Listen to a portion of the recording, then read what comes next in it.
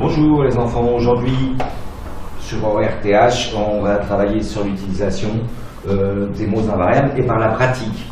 D'accord, alors si je regarde le petit dessin, page 52, je vois une dame dans une voiture, les roues avant nous montrent c'est un mot invariable, les roues arrière nous montrent c'est un mot invariable, et la dame elle est dedans. C'est aussi un mot invariable, elle nous dit cette jeune fille. Un mot invariable est un mot qui ne change jamais d'orthographe. Donc, c'est un ami à vous. D'accord? Vous savez, dans la langue française, il y a beaucoup de règles d'orthographe. Pour moi, quand vous savez un mot invariable, vous savez l'écrire et l'utiliser, vous êtes tranquille, parce que celui-là ne changera jamais. D'accord? Alors, il y a des exercices à faire, ils sont un peu classés par famille de mots invariables. Il y a la famille de trait, de près, d'après, auprès, exprès. Il y a la famille de fois, parfois, autrefois, quelquefois, toutefois. Il y a la famille de tôt, tôt, bientôt, plutôt, aussitôt, tantôt, qu'on utilise peu mais qui existe toujours. La famille de temps, pourtant, autant, tant mieux et tant pis. La famille composée de avant, avec les mots composés par avant, devant, davantage, auparavant, dorénavant. D'accord. La famille de lors, lors de, dès lors, alors, lorsque et dehors, c'est un peu particulier mais vous verrez.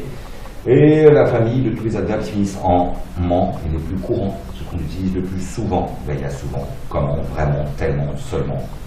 Et puis tout ce qui introduit un temps qu'on avait vu dernièrement, vous en rappellerez, hein, dès que, afin que, parce que, tandis que, et pourvu que.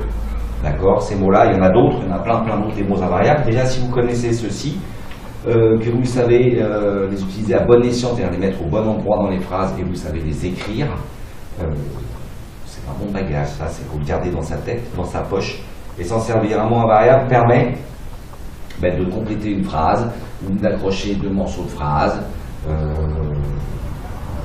de l'enrichir au niveau du sens. Donc là, vous aurez à faire comme exercice, les enfants, page 52, numéro 81,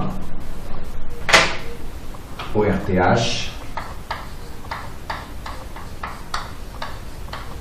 page 52, numéro 81, numéro 82, et page 53, toute la page, les numéros, pardon, 83, numéro 84, et numéro 85.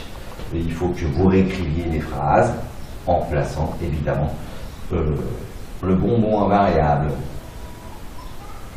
Il est resté nanana toute la journée avec l'or de. Alors est-ce qu'on il est resté dehors, il est resté lorsque, il est resté alors, il est resté dès lors. Hein, lisez toutes les phrases avant de vous précipiter. Travaillez au crayon papier, c'est plus pratique. Voilà, c'est assez simple, tout est expliqué. C'est pas une leçon pour comprendre, c'est une leçon pour apprendre et savoir utiliser et écrire. Votre main sera habituée, votre œil sera habitué, votre cerveau sera habitué. Ça sera assez simple. Si la vidéo vous a plu, cliquez sur le pouce bleu. N'hésitez pas à vous abonner et cliquez sur la cloche pour ne rater aucune de nos vidéos. C'était bien, c'est terminé pour aujourd'hui.